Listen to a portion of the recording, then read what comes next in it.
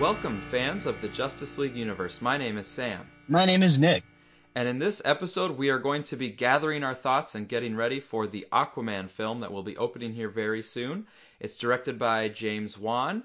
I'm going to run through some of the creative people here that we have to look forward to. They've been working on this for a long time, and it's coming to screens. It's actually opened in China already, had a very big weekend in China. It's going to other parts of the world, finally coming to the United States. I'm not used to this, having to wait for a movie to kind of be the last one to get it, but... You think China's not going to get it because they didn't see Suicide Squad? Is that going to ruin their experience? I think they'll probably be okay.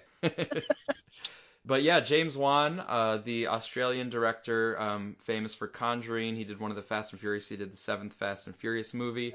I think it's very fitting to have an Australian, somebody who's from Oceania and from an island nation to be doing this Aquaman movie. Yeah. Similar to having like a star who's, Pacific Islander kind of guy, also surrounded by water. But a few other credits real quickly here. Cinematography is by Don Burgess, who did Forrest Gump, Spider-Man, the old Raimi Spider-Man, and Conjuring 2 with James Wan. The screenplay was co-written by also somebody from Conjuring 2. So James Wan has kind of a crew and creative people that he's kind of been working well with. But He also wrote Wrath of the Titans, which I don't know if that was good, but I liked Clash of the Titans, so hey.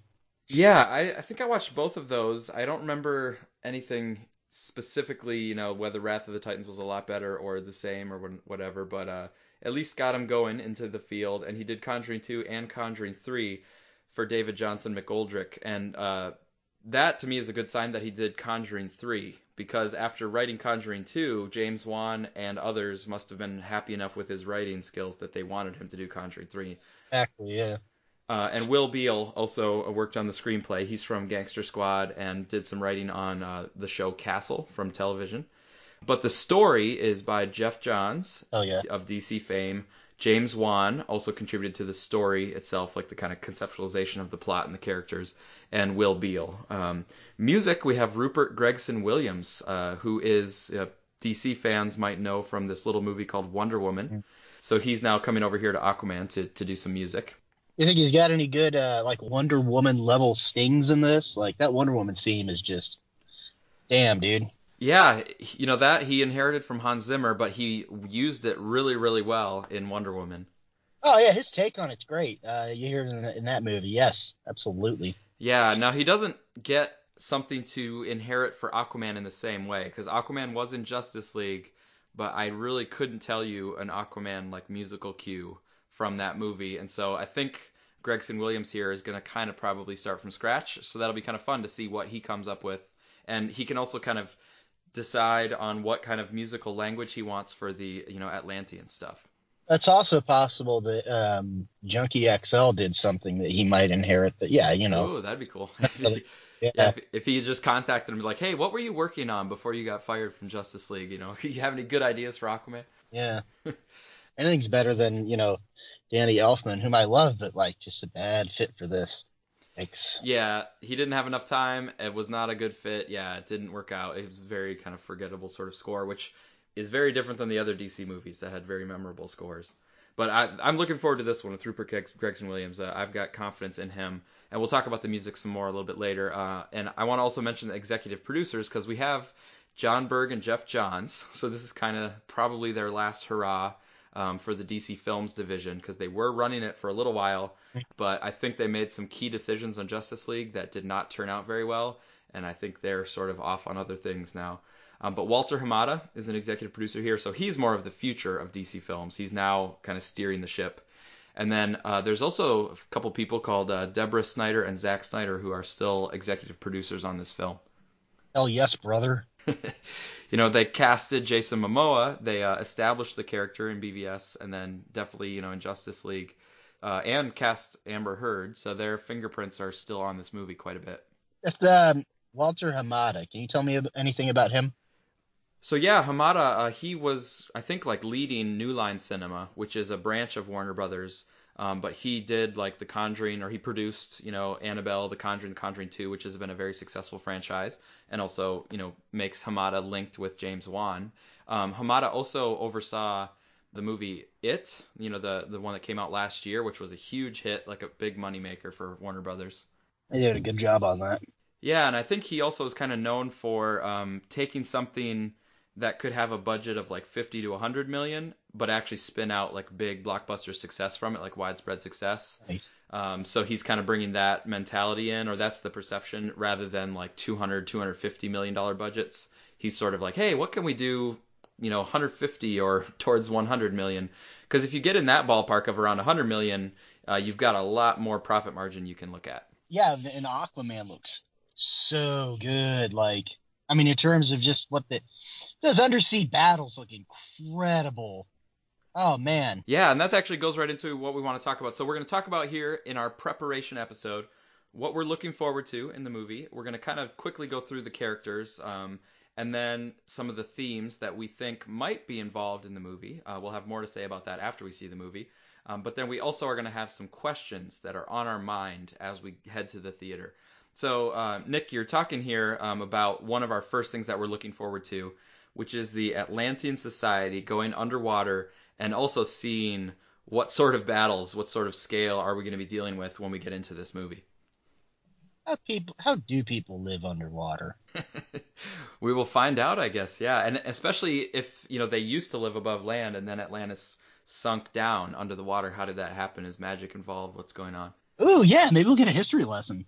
Yeah, that's kind of a DC calling card, to have the sort of, Wonder Woman had it with the Greek history lesson, the old gods. Man of Steel had the famous one, of course. Even Justice League had the history lesson about Steppenwolf's invasion. So I definitely would not put it past them to have just a straight up sort of like, here's a telling of this interesting history of this society. I'm gonna go with it's the scene where they put that little cylinder on the pedestal and she puts water on it. Oh, yeah, that definitely gives a little bit of history of the Trident. I'll be curious how broad that history lesson is. Yeah, that'd be cool. Yeah. But I'm just really looking forward to, how they develop that society. You have a big sandbox to play in here. There's the seven kingdoms. You can have creatures, monsters. You have the Atlantean characters. There's a lot to develop. So I'm just looking forward to what they do with that. And I'm really hoping that it's not just a cool visual setting. I hope that they give it some really intriguing societal elements. Like Yeah. put something interesting about how their society is organized or how the kingdoms interact with each other or something like that. They did that really well with Krypton and Man of Steel. Yeah, You're yeah. right. That is absolutely something I would be looking forward to in this. Yeah, good point about Man of Steel, right. Like it's not just a landscape, but it was interesting how they organized their society and how they controlled the births and that sort of thing. And it made it into, like I always say this, it's very much like something you might have read in Heavy Metal magazine. Like it's not like this is an alien race from far away. No, no, it's like a whole thing. There's eugenics and fascism, and it's really cool. So hopefully, Yeah. yeah, I want to see a lot of that, like weird societal, just foreign society stuff in Atlantis. I'd love that. Yeah, and I think they have a really good opportunity to develop that because if Orm, Ocean Master, is trying to like pull together the different kingdoms to unify them to maybe take on the surface world, maybe that gives you a chance to sort of look at how do these kingdoms interact with each other? What kind of relationship do they have? Yes, yeah. Yeah, so I think they really could develop it, and I hope that they do. And Alessandro says, that he hopes that the story is very compelling and it weaves together the Atlantean society and that the society is integral to the story that they tell, which I think they have the potential to do. Yeah, exactly. Right. That it was so important. Kryptonian society is so important to the plot of Man of Steel. Hmm. Yeah, I really, yeah, I'm with him. I hope this it's like the same thing here, where it's a big factor in what's happening and why things are the way they are, why people behave the way they do. I love that about Man of Steel. Yeah, I hope I see that again here. Yeah, and I like it too for an origin film when the main character's background, history, society that he came from or is connected to. I like it when that society or background is made central to the plot. Wonder Woman did that well, Man of Steel did that well, so I'm hoping that it's 3 for 3 here with the three DCEU origin stories. The example I always think of from Wonder Woman is how like all the buildings are designed. There's not really any like phallic symbols. There's a lot of circles and stuff like that. The throne room is those big spirals. Yeah. Yeah, so it looks like, it's a society that might have been designed by women. You can see it down to the buildings and stuff. Yeah, and then it's not just something to look at, it's also something that plays into the story arc of Diana and where the plot is going, yeah.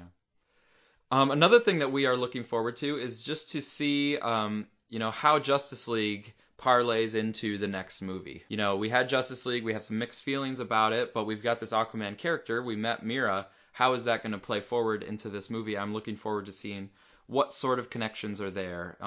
There might be some disappointment, like Justice League. We were kind of disappointed that it didn't follow up on certain things from BVS. Yeah. But now going into Aquaman, we still can look forward to, okay, does Mira and Arthur, they had this meaningful conversation in Justice League. Does that still make sense, and does it connect forward into Aquaman? Oh, hey, it'd be cool is if, Black Manta somehow ties into the Legion of Doom. Yeah, I mean, so the Legion of Doom scene in Justice League would have been very, very easy for WB to just take that out, right? Like, just delete that. We're not going to show that. The fact that they left it in there with Deathstroke and Lex Luthor, to me, means they're like keeping the door open to an actual Legion of Doom thing in the future. And yeah, Black Manta should be right up at the front of the list for that if that comes out. Or just a scene in this movie where he meets up with Deathstroke or something like that. Yeah, yeah. I'm also looking forward to, so Mira and Arthur. We'll talk more about their characters in just a moment. But I did like meeting them in Justice League, and I want to see that develop in Aquaman. There was also the part where Arthur in Justice League was sitting on the lasso of truth, and he kind of shares that he's never really been accepted. He's never felt at home anywhere. He's kind of, been, shiftless and roaming kind of person. So I'm hoping that also plays into his character at the start of the movie, and then he can have some character growth through by the end of the movie. Yeah. But we'll talk more about those characters in a second. Alessandro has a particular, wondering about whether this Aquaman film will connect to the theatrical Justice League or whether it would connect to the Snyder Cut Justice League that we haven't seen. There's a scene at the end of the Snyder Cut where, like, he gets in a truck and drives away or whatever. Right. Is that what we're talking about? Yeah. Maybe they could have transplanted that into this movie, which would be actually pretty cool. It just sounds like, it was just he's going off to do his thing, which would have been everybody's ending in that movie. I'm sure there was like a closing musical montage, and that was part of it. Yeah. There was, right? But they. Anyways. Yeah, I mean, Clark goes back to to get his mom's house back. Right. Bruce goes to a new Wayne Manor that he's rebuilding, and then Aquaman is leaving in a truck and saying, I got to go see my dad. I mean, it's not crucial to Justice League to just see where he went, but there might have been some other Aquaman stuff in Justice League that Alessandro is kind of wondering about. And we do know that this Aquaman film takes place right after Justice League. So he did have these experiences stopping Steppenwolf and joining the League. So I'll wonder if they refer to that, if they refer to these other heroes that he has a friendship with now, or is it just all focused in on just Atlantis, just the new stuff? Yeah. We talked about the music earlier with Rupert Gregson-Williams, but I just wanted to say that this is one thing I'm looking forward to is the music. I enjoy film scores quite a bit, and the last trailer that came out, the final trailer, had a new musical kind of arrangement to it from the prior trailers, and I am hoping that final trailer with the dun-dun, dun-dun kind of motif, yeah. I'm really hoping that's actually something that's drawing from the film score. Because it's very memorable, it's very powerful, it has this energy behind it, but it's also unique. It doesn't sound to me like something that I've heard before. It sounds like, there's an actual creative spark here of something new that we can tie to Aquaman. I like the music in the trailer, too. I just thought those Gregson-Williams boys, dude. They know what's up. Are they brothers? I assumed so. I haven't ever actually confirmed that, but yeah, I figured It's like the Metal Gear Solid soundtrack. That's just an all-time classic. Yeah, but I'm really hoping to get back to like DCEU level of music, like Man of Steel, BVS, Wonder Woman had. Right. Yeah, get away from The Simpsons. All right, another thing that we are looking forward to, and I have high hopes for, are the 2-level villains. And shout out to Mark from DCEU Minute, who talked. We had a conversation before about how a lot of movies can effectively have 2 levels of villains, like the Emperor and Darth Vader, or Lex Luthor and Doomsday. The dragon and the big bad, according to TV tropes. Aha, nice. Here we've got Orm, who's obviously the main villain, But there's also Black Manta that's going to fit in here. And so I'm really looking forward to see how they fit together. And I'm hoping that they complement each other really well. So yeah, it's something I'm looking forward to. I don't actually know that much about either of them. I read the New 52 Justice League where Orm tries to take over the surface world, which it sounds like is the plot of this movie. Mm-hmm. I thought he was pretty cool in that. I like that. So yeah, I'm looking forward to Orm. I don't know anything about Black Manta. I don't know that much about Aquaman to begin with. So for me, this is a lot of the times I'll go see a movie and it's like, yes, they did that right. Okay, good. This passes the test. But then sometimes you see a movie, you don't know anything, like Guardians of the Galaxy. For me, it can lead to a new appreciation of characters you weren't familiar with before. So I'm really looking forward to getting a real proper introduction to Black Manta in this. Absolutely. Yeah, and I think, you're speaking for millions and millions of people who are hopefully going to see this movie where they maybe have heard of Black Manta, but probably not. It's most people, this will be immediately the definitive version of Aquaman. Right. Yeah, it'll be the first introduction of Orm and Black Manta to the general audience. Hey, nothing wrong with that. Yeah, and for me, I've read the New 52 Aquaman. I've read most of that run, and Jeff Johns was heavily involved in that one. So, and being a story writer on this, definitely connections there. I've read also a lot of the Rebirth Aquaman, so I know some of that Orm stuff, but I really have not read at all the classic Aquaman or Aquaman from the Silver Age or anything like that. From before New 52, I only know Aquaman from just pop culture and then from like Justice League Unlimited, like the TV animated series. Actually, my biggest interaction with Aquaman comes from Batman: Brave and the Bold, where it's by John DiMaggio, and he's always saying outrageous and telling his adventures. I love that version of Aquaman. That's cool. That sounds kind of like a fun one. I haven't seen that one. Oh yeah, watch that with your kids. Yeah, you'll love it. Like as an adult, like you can really appreciate. But yeah, so Aquaman's fun side, which Jason Momoa really embodies very well. So more of that. I like him in Justice League, so more of that guy. Yeah.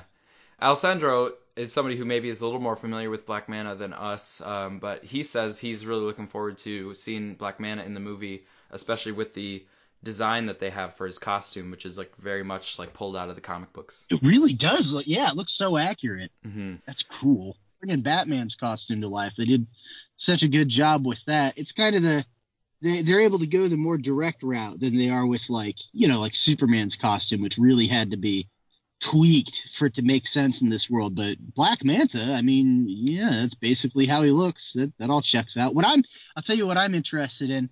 I want to know if they did that thing that they did in Batman versus Superman, which is where everything in Batman's suit is kind of a real thing. Like you could make a helmet out of like titanium, and you could have that like tri-weave Kevlar titanium armor.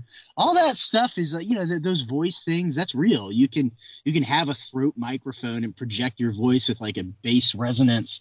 So what about Black Manta's costume is practical and a thing you could actually put in a costume. Those guns on Deadshot's costume, real guns. Yeah, I mean the helmet and stuff and the suit seem like those could be very realistic, especially if somebody who is water based or submarine based and stuff.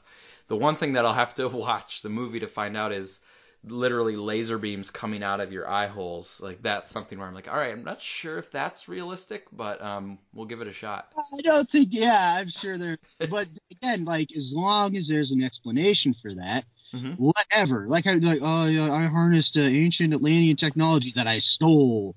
Yeah, cool, awesome. Yes, excellent. Love it. I'm definitely open to it. That's just the one thing that if we're looking for the realism, they'll have to give some sort of explanation, but I'm looking forward to it for sure. But speaking of, so we've mentioned Arthur and Mira and Orm and Black Manta. Let's go just through the characters a little bit here quickly. So first of all, with Arthur Curry, Aquaman, so obviously played by Jason Momoa here, I am looking forward to following his sort of character story that has been started in Justice League. We know from Justice League that he's the firstborn of beloved Queen Atlanna, which is good to say like, oh, firstborn, so that means there is a later born, so that's gonna be Orm. But Arthur, has some sort of negative feelings about his mother. We can tell that from the scene in Justice League, where he's, like, well, Mira knows Atlanta, and Arthur's like, well, that makes one of us, and he's like, she left me. So he still has this kind of feeling of abandonment from his mother, left me on my father's doorstep, never gave me another thought, which is kind of a negative way to view it, right? Like, why would you assume that she never thought of you just because she left you there? To never think of you, that's pretty kind of harsh assumption to make about your mother. And then Mira does tell him, like, no, like, it wasn't like that. She wasn't abandoning you because she didn't want to think of you or didn't want anything to do with you. She said it was painful to leave you there, and it was saving your life to leave you there. So to me, that's kind of intriguing. Like, I want to follow up on that and say, like, how was it saving Arthur's life to leave him, up with his dad? So there must have been some sort of threat to him from Atlantis. Yeah, and it seems like the classic kind of King Arthur story, literally, King Arthur story, where you leave him and he's raised as like a common person so that he knows the trials and tribulations of the average man. Yeah. Part of it, I don't know. Yeah, and so she's the queen. So yeah, he does have this royal birth, half royal birth or whatever you want to call it.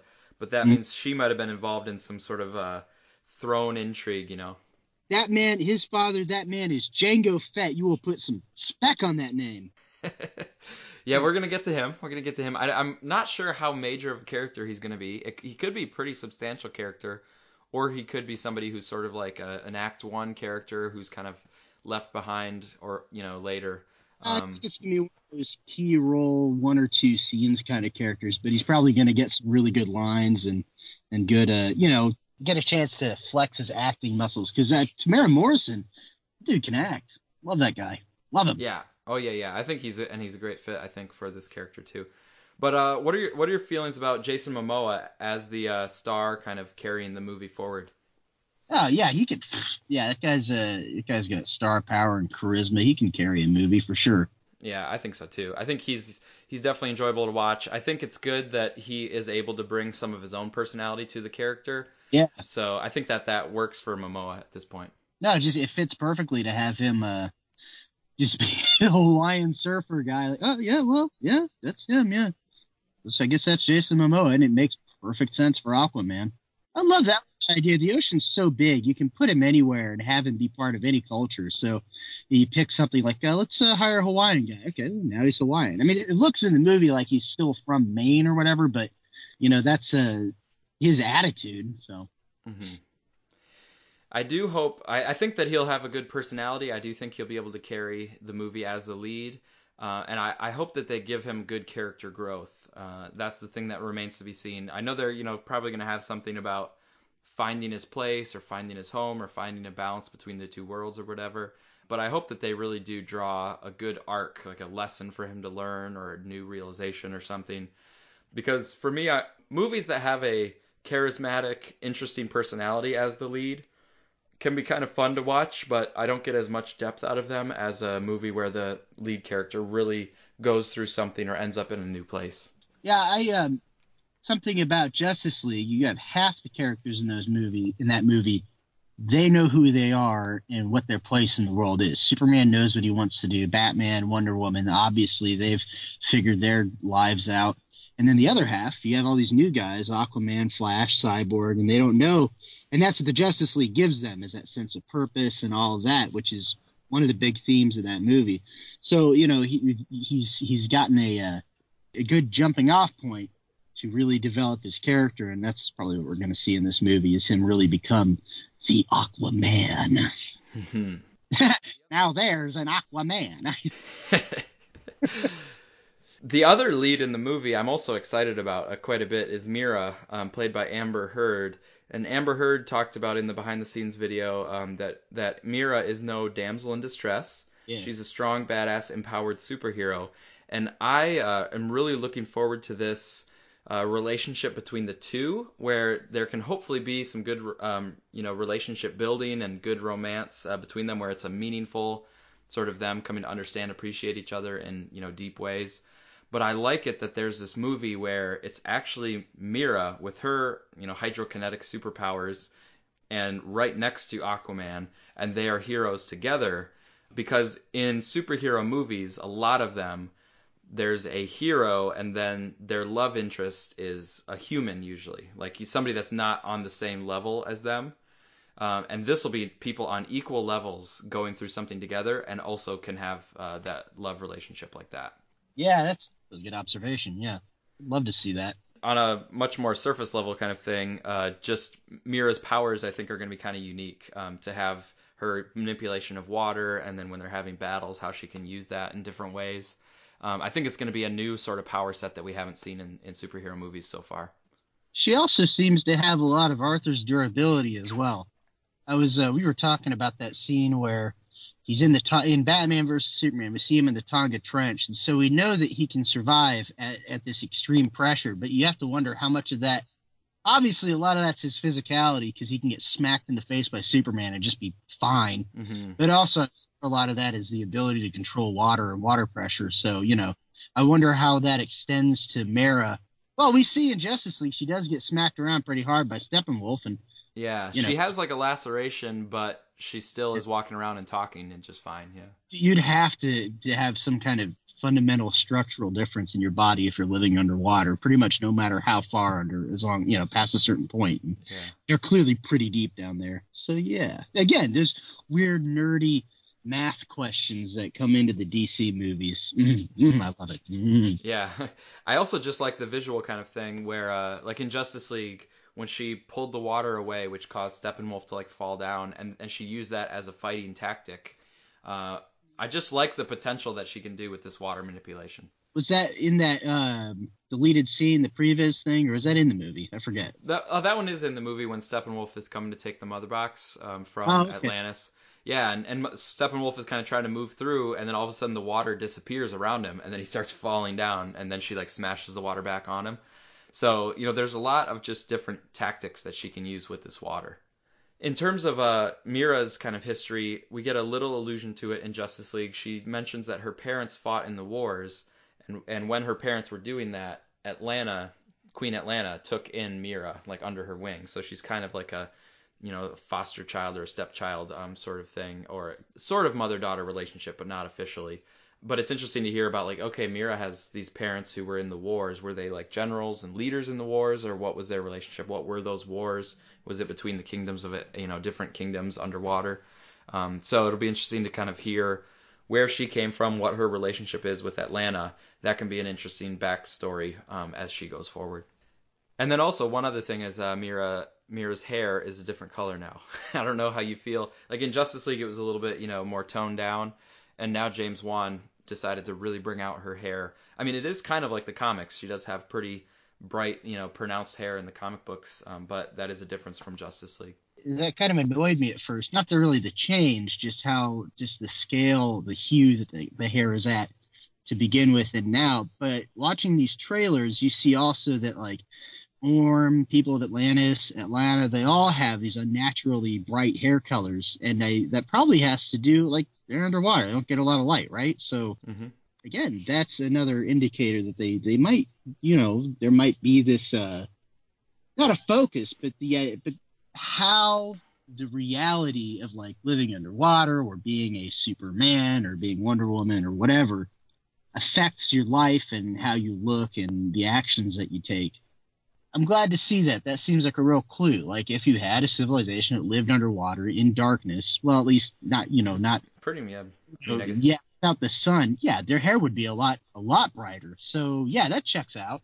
And so I'm glad to see that, and that's what I'm looking. Me. That's my absolute favorite thing about these movies is this weird little, like, that is what it would be like. No, Superman couldn't just pick up a building; it would crumble around him. But that's why I like that stuff. Yeah, I kind of had a similar thing where when I first saw Mira's new hair, I wasn't quite sure. Wasn't quite buying into it right away. But as I've seen multiple trailers, I've totally gotten used to it where I'm like, oh yeah, that's just her hair. Like, and then I agree with you. I also thought about it when we started to see more of Atlantis. I'm like, oh yeah, like she's from a completely different society. They might have completely different either natural hairs, or they might just have different ways that they color their hair because it's part of, societies can do lots of different things to their appearance. And it might seem weird to you if you're from a different culture, but in that culture, it might be completely normal. So I both got used to it and also kind of came to understand it in some of the ways that you're talking about. This is going to sound like a joke, but I'm serious. I hope Orm is like racist about how brown Aquaman is. Probably not going to be a factor in the movie. Wouldn't that make sense?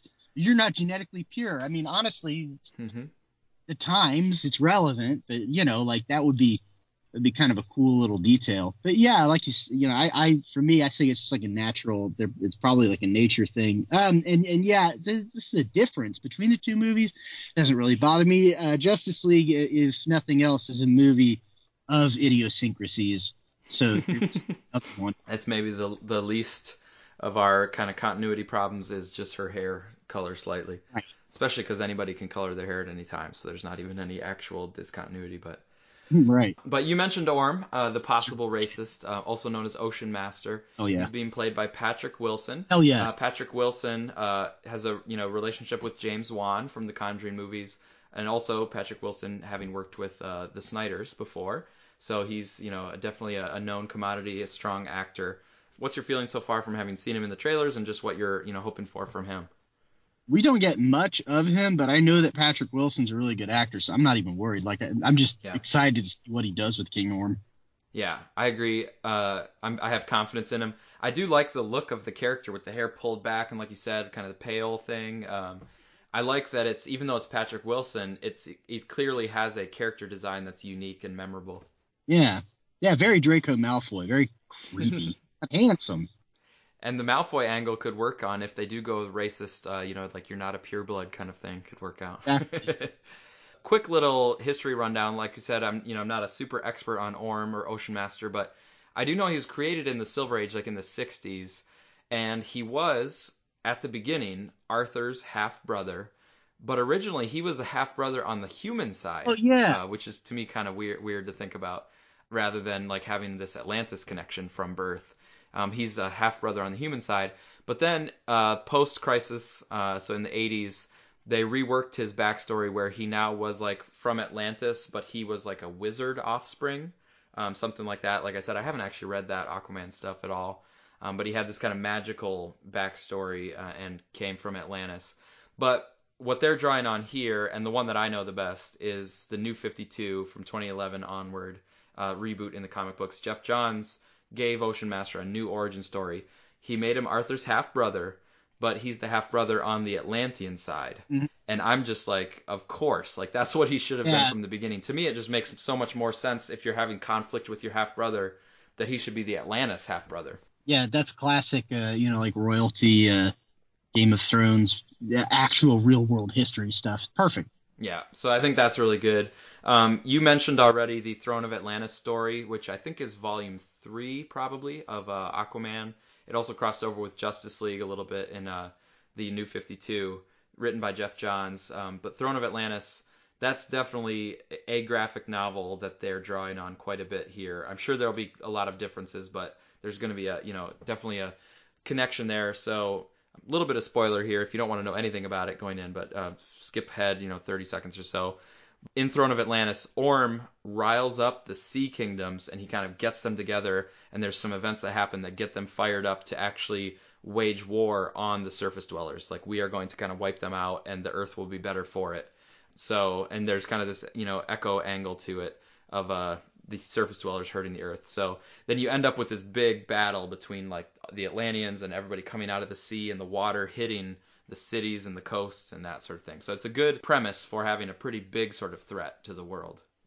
That right there, I think, is going to be one of the themes of this movie. This is going to be one of those, obviously we need to change the world, but how do we do it the right way? And Orm's answer is violence, and Aquaman's answer is probably, well, we'll see.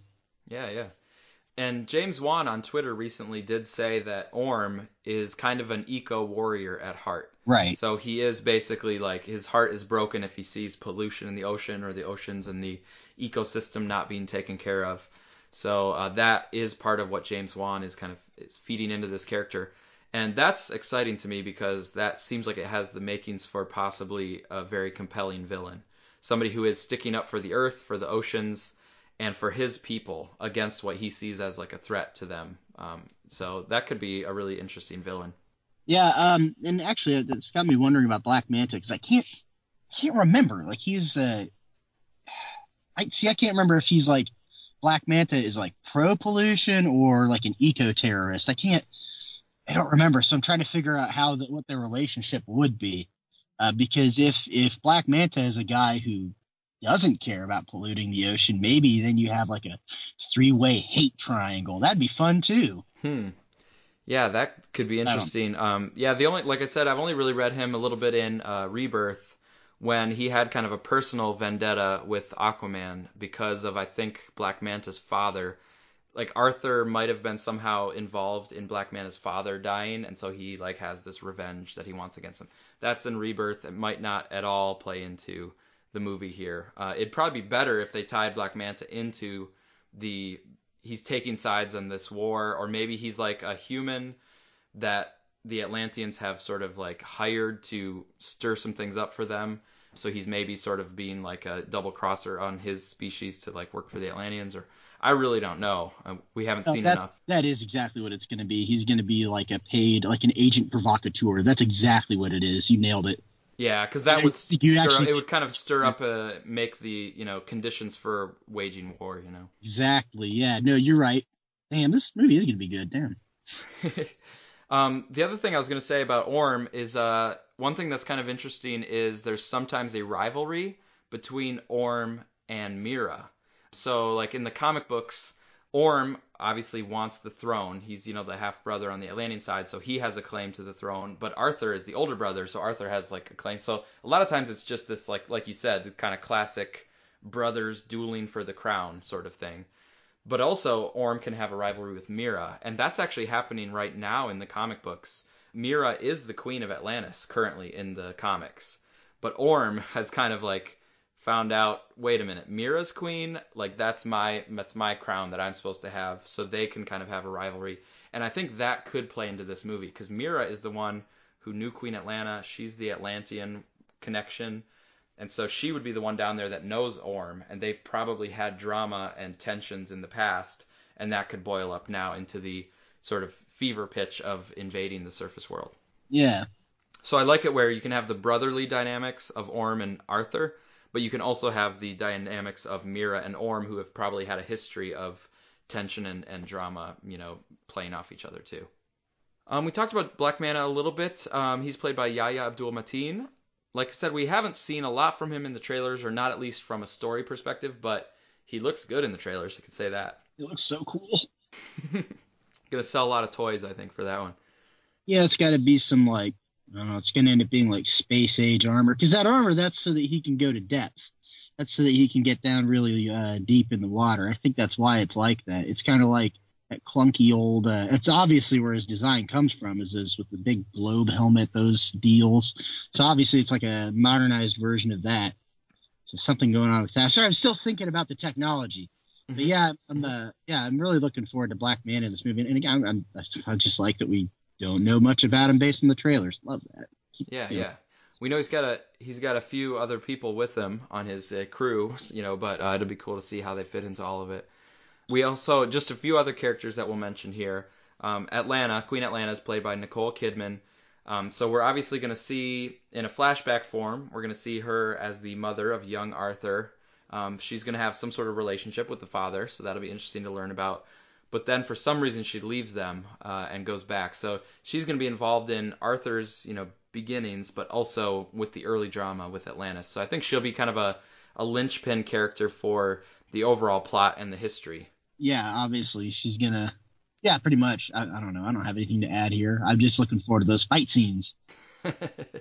Yeah, I was pretty surprised on that last trailer the last couple trailers to see Nicole Kidman getting into some action. Oh yeah, and there's that one shot that people liked on Twitter where she kind of sword thrusts that guy into the ceiling, and then you cut to Arthur doing the same thing. Mm-hmm. That's another little clue that this really, I think there is going to be like the more I think about it, it just seems like they are going to carry on, maybe not the tone, but the sort of style, because there's this thing in Man of Steel. You see Jor-El doing things on Krypton, and then later Superman does them, and it's mostly like stuff like his mannerisms.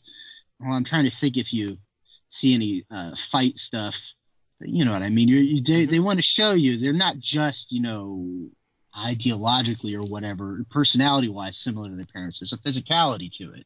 Yeah. Yeah, I like exploring that stuff as well.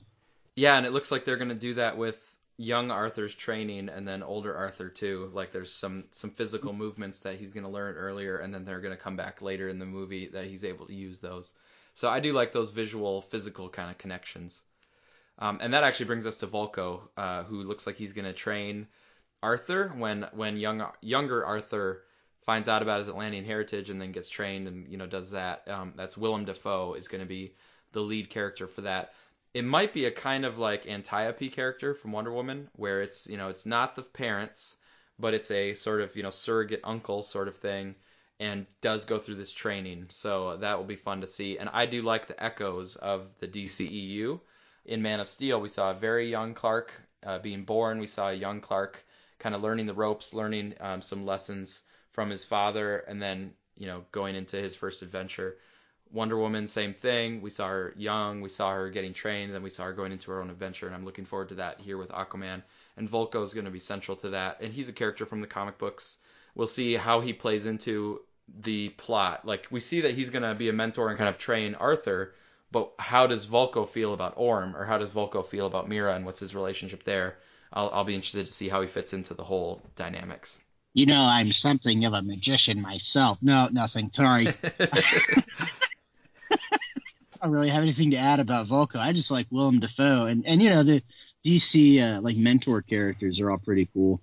And it's nice to see Willem Dafoe, Nicole Kidman coming back around into the new generation of comic book movies. Oh yeah, they've both given it a run in the past, and so now they're kind of coming into the golden age of comic book movies as well. It's a real hero's journey thing. They come back as the mentor. King Nereus is going to be played by Dolph Lundgren, so that'll be interesting to see. He'll be part of the history. Who's King Nereus? Is that Arthur's father or?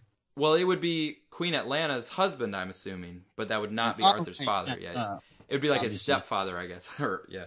I wonder how that works in their society. See, I hope that's something that gets explained in the movie. There's like a cool yes, it's a monarchy, but if the girl is the oldest, then she's the queen. Mm-hmm. So she was the queen from the last generation of whatever her family name is, and then Nereus is her consort or whatever. Mm-hmm. And Nereus, cool. So I don't know this for sure, but I am assuming Nereus could be Orm's father. Right. That's what I think. I mean, I don't know, but that's what I would assume. Yeah. And then Thomas Curry, that's the human father for Arthur, and that's, like you said, Tamira Morrison. So I am looking forward to him. I think he's going to do a really good job with the emotional core, and I think that relationship between Arthur and his human father is going to be a really important one. So looking forward to see that. And the reason I think it'll be important because let's get into a few of the themes. We're not going to analyze these themes because we don't have anything to analyze yet, but we just want to highlight themes really quickly here.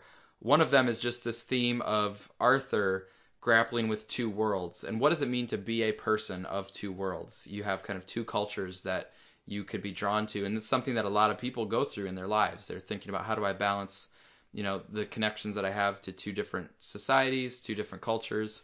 And I think the, relationship of Arthur to his father, that's going to be the emotional core of Arthur and the surface dwellers of humanity. Yeah, and we were talking before about Venn diagrams in Justice League and what different characters have in common, and there's a lot of commonality here between Arthur and Clark, and then Arthur and Diana, in the one sense dealing with being different from other people, and in the other sense being royalty, mm-hmm. and having how to deal with that. So I like that, these movies have been really good at exploring these themes and concepts. So yeah, I'm interested in seeing another take on it. And the core of all of it comes down to duty and responsibility. Yeah, very interested to see this movie as sort of surfer punk take on it. I think I'm glad you brought up the royalty, because I think that is the one thing that will be a little bit different than Clark or Diana. Like, Diana is royalty, but they didn't really play up the royalty angle. Like, her arc was not really grappling with being a princess or having to take the throne from her mother or anything, because she's not going to take the throne from her mother. Yeah, it's really the opposite. Yeah. So and Clark, there's no kind of royalty angle to it. But Arthur has two worlds, just like Clark does and Diana does. But Arthur also has, you're expected to be the king in this other world, or you could be the king in this other world. So that's going to be a different dynamic. Oh, it's a really good point. Yeah, he's got to go from being a normal person. He's got to step up. Yeah. Yeah, like with Clark, it was kind of like, what is he going to choose to save? And that's where his crucial decision came down, and he had the freedom of choice to do that. But in Arthur's, it's really more like, you're going to be a very important, prominent person. Where are you going to take that throne? Are you going to take the throne in Atlantis, or are you going to go to humanity and be like their hero? We're not talking about like some remote, island or whatever. Like, there's already an undersea kingdom. We know that. Like, there's literally several kingdoms underwater. Mm-hmm. So once, and Atlanta controls all of those, or Atlantis controls all of those. Mm-hmm. So he's stepping up to be the leader of this underwater nation, but then also that puts him, if you're the king of the ocean, you control most of the planet. Mm-hmm. So suddenly he's a world leader, mm-hmm. probably has as much power as like the United States president. Mm-hmm. And that's, so when you think of it in those terms, when you abstract it and you think of it like, watching Excalibur or whatever, it's like, oh yeah, dude, who wouldn't want to be the king? But when you put it like modern terms and you think of what, it's not just him being responsible for what's going on underwater. Once you become the king of Atlantis, if you want to have a relationship with the rest of the world, which is probably what the events of this movie are going to force to happen, mm-hmm. damn, man, that is wow. Imagine having to go deal with the president of China or whatever, and you're just like, yeah, you should be on it. Yeah, and actually, the Rebirth comic books that started a couple years ago by Dan Abnett, they have some story arcs at the beginning that are basically world politics that Arthur is in the middle of. Like, he has to go to the United Nations, and he has to negotiate some treaties and stuff like that. And so it's very political, but to me it was also very dramatic. I actually really liked those stories. He didn't really like being king. He didn't necessarily like doing all that stuff, but it's still some good stories that can come out of it. But yeah, the two worlds will be interesting to see if we can connect it back to other DC films. James Wan has kind of confirmed this, where he said Arthur has powers of Atlanteans, but that his motivations are very human. So even in himself, he is showing both sides. Another one we can quickly mention is just the theme of parents, of mothers and fathers. Those have been really big parts of the DCEU so far. That's like their whole thing is parents, and how important it is to pass on your strengths to your children. Yeah, and how the children are affected by the parents, and how the relationship there affects the child's mentality and how they view the world and things. Mm-hmm. This will be interesting, where he has a father that he knows, but a mother that he doesn't know, and maybe doesn't understand at the start of the movie, but he maybe comes to understand his mother better by meeting Mira, and maybe learning about Atlanta through Mira. Yeah, exactly. Yeah, kind of a bit like the scene in Man of Steel, and he meets Jor-El's hologram, and it's like, oh yeah, that's why I'm all weird. Like, yeah, okay. Acceptance might be a theme. This is probably related to like being of two worlds, but Jason Momoa talks about his own tension that he has felt of feeling like he's between two worlds and not maybe being accepted by either one. And same thing for Arthur. He's like not fully Atlantean, not fully human. So can he be accepted? And can he find some people who do accept him, and how does that feel to be accepted? It'll be something they explore. You mentioned the kind of responsibility. We could think about it as, how do you step into leadership, or how do you like answer the call of the moment? Yeah. And is it like a destiny thing? Like, oh, you are destined to be king, or you are destined to be here for this moment because of how you were born? Or is it more of a choice, like Man of Steel, where it's like, it's just the character in the moment has to make an important choice? I kind of like the choice angle, just in terms of my like personal philosophy. I don't really think of it as destiny. I think of it more as people are in situations and they have to make choices. And as they make those choices, then that's how things turn out. It's another really big recurring theme in these movies, is making the choice that people wouldn't expect you to make. Superman chooses to be benevolent and kind, to give up his time and resources to helping people all over the world. And Batman's kind of the same way, and his own like rich dude. He seems to help a lot of people out. He's got the whole that fund. That was a big part of that movie. How he was paying people who had suffered from the Superman incident.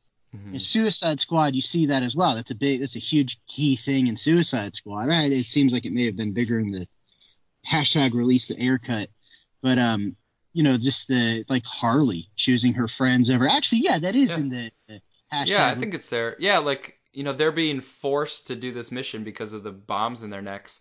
But the whole key is that at the end, they actually choose to finish the mission because they've formed relationships with each other. So I do think that's the key at Suicide Squad, that at the end, they actually are choosing to do this for each other, not because there's a bomb in their neck. Yeah, exactly. Like, so I think that's you're going to see something like that in this movie. It's not about deserve. It's about I don't know, not being a dick. I can't remember what the line is. I think that was it. That's pretty much it.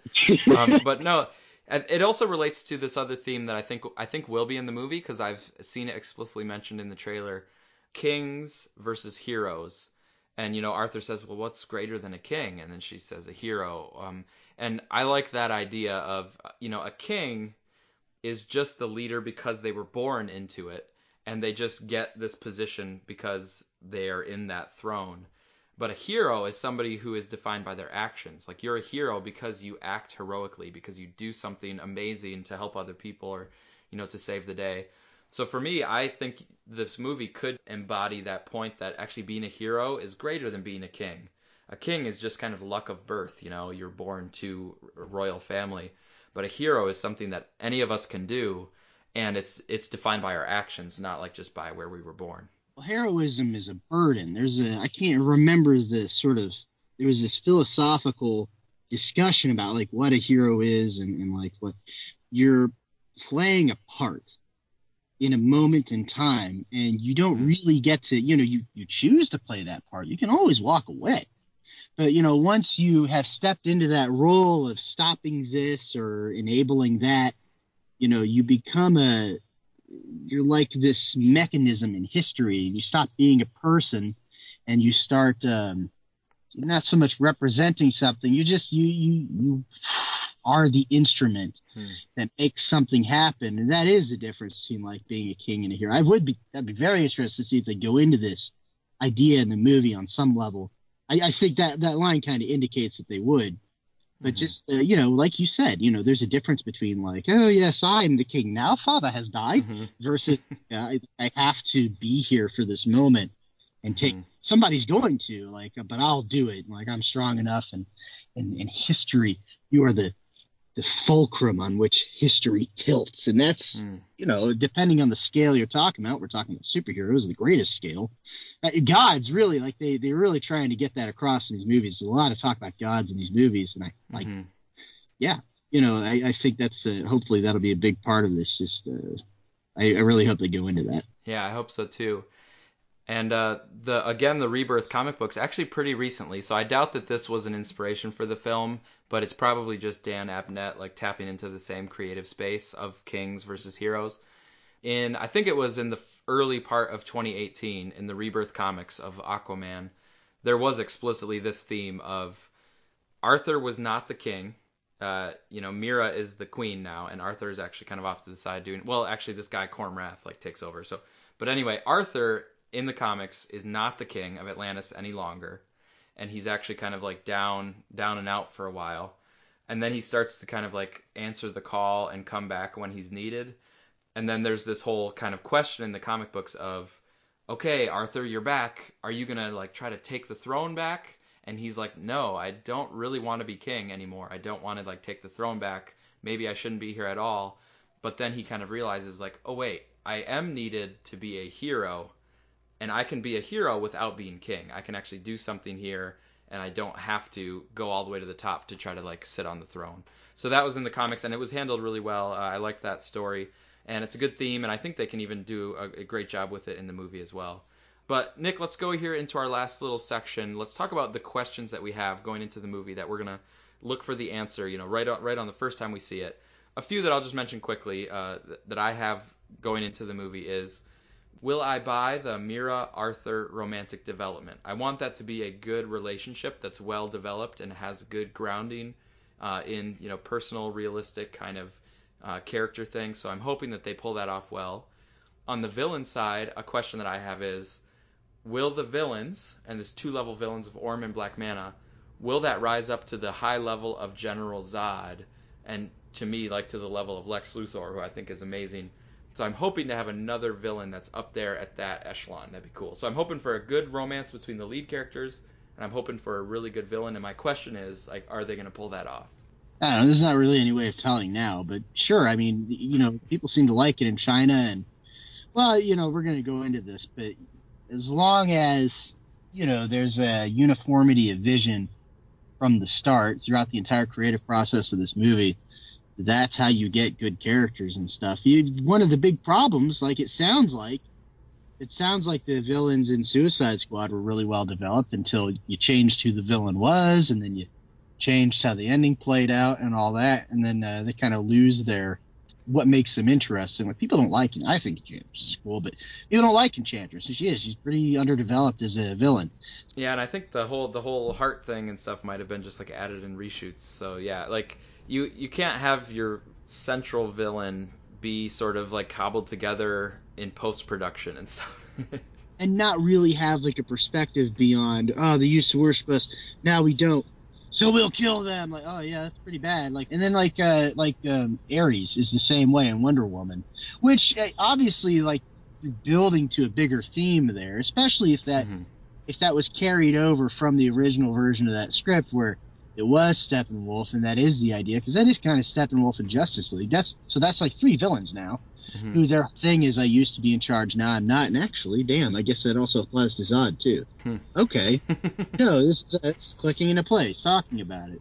We'll see, but I think the odds are good. This movie looks coherent, Yeah, and so you're alluding to our last big question going into the movie, and this is a question we ask ourselves a lot as DC fans going in. What is the tone of the movie going to be? And is it going to be a consistent, coherent tone, or is it going to feel like it was kind of jumbled together a little bit? That's a big question. Yeah, it looks like this is going to be really coherent. And if it's going to be, as to like funny versus serious, fun versus gritty, I don't know. It certainly looks bright. It certainly looks funny. And maybe that's their version of putting their best foot forward and saving the more serious stuff for the movie, which you can tell from the trailer. There's going to be some serious stuff in here. So overall, I don't know. To me, like, it doesn't really matter as long as it's good and interesting. If they're going to take this big left turn away from the very, dark, gritty, heavy metal. I don't even like dark and gritty. I like heavy metal. That's what Man of Steel and Batman versus Superman are to me. Just that sort of like, no, seriously, like, what would it be like, dude? Like, that's different from dark and gritty, especially for its own sake, because the big theme, like the reason they do that in those movies, the reason they make it so dark, is to enhance the light. Like, you can't have hope without hopelessness. You can't be brave if you don't have something to be afraid of. So if you make the world shitty and dark and awful and then introduce a beacon of light, like, that's the whole point, is the contrast between that light and that darkness. So, whether or not they're going to carry that into this, and like, I probably will, like, I don't really see any indication necessarily that they're not. Regardless, as long as it's coherent vision and all these people are really talented, we know that, and the movie looks good, that's just going to be how it is from now on, as long as it's good and coherent and not exactly like the Marvel movies. That is kind of a concern. You don't want it to be just like those, but I don't see anything that indicates that, so I think, we're going to find out. Yeah, I'm cautiously optimistic, kind of along the same lines that you're talking about. Like, it seems like they've allowed James Wan to make the movie. They haven't, executives haven't interfered too much that we know of. And so what that results in is a pretty coherent kind of style from a creative team that knew what they wanted to do. So I'm looking forward to that. In terms of humor, like, I'm not against humor. I like humor in films, and we can tell from the trailers this one has some humor. I just don't want the humor to undercut the drama or undercut the threat and things like that. So the humor needs to be in the right spots and handled the right way. I'm optimistic that they will do so here. And then in terms of like crowd-pleasing spectacles, right? Like stuff like, oh, the general audiences are going to love that. That monster coming in is so cool, or this battle scene is so awesome and well choreographed and stuff. The crowd-pleasing stuff, general audience stuff, is great as long as you put some depth and some thematic development, character arcs with it. So for me, it's all just about the total package. Like, okay, it has humor, but is the humor in the right spots, and is there also dramatic, emotional weight? And you're like, okay, it has crowd pleasing, it's going to be a hit with the general audiences. So, okay, that's fine, but did they also put in some themes for us to dig into, so that it's not just like vacuous if you look at it closely. There's other movies that I've seen where, I try to start thinking about them deeply, and there's just nothing there. It just like falls apart below the surface. So I'm hoping that they have the depth. And if you're Aquaman, if you're going into the oceans, you need to have those layers of depth. I'd hope. Yeah, is there going to be like, sure, the submarine gets blown up, but does the captain quietly say a prayer just as the water rushes in? And that's what I was talking about, like heavy metal for those other movies. They take those ideas very seriously, and that results in like adhering to that sort of realism, a man-sized natural disaster. As long as if they stick to that, not as long as, but if they stick to that, I'll be very happy. That was my favorite aspect of those movies. Just this sort of like, oh my God, what do I do? And what's causing this? It's one man. It's one man. There's that cool battle that we see in the trailer. As long as that has some kind of emotional resonance, yeah, like good. They've been pretty good at that balance. I think I was thinking about how Wonder Woman is probably going to be a pretty good indicator for how this movie is going to look, because that movie isn't all smiles.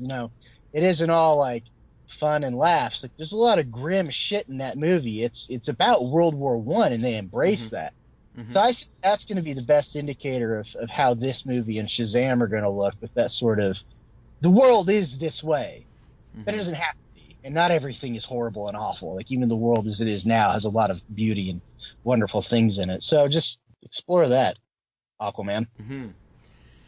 Yeah, and final question might be just James Wan, from his horror background, if he's able to use those horror skills to really heighten some of the tensions and some of the, climactic moments. And he's definitely gotten to play with some monsters and stuff in it, so that'll be fun to see as well. But you know what? I think that is good for our preparations here, Nick. We've only got a few days left until we'll be seeing this. A few members of our team were able to land tickets to see it early, so if you want to hear some early reactions, you can look for Sydney and Alessandro, who will be able to do that.